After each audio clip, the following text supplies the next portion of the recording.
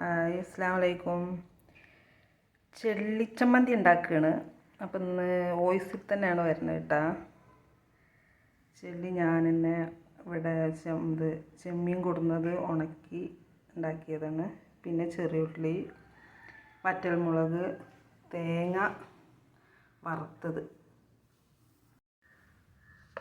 ഉപ്പും വറ്റൽമുളകും ചെറിയുള്ളിയും ചെള്ളിയും കൂടെ മിക്സിയിലൊന്ന് കറക്കുക.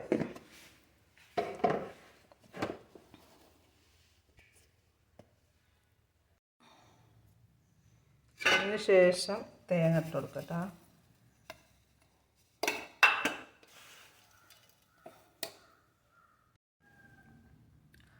അടിപൊളി ചെള്ളി ചമ്മന്തി റെഡി. ചോറുക്ക് വേറെ ഒന്നും വേണ്ട.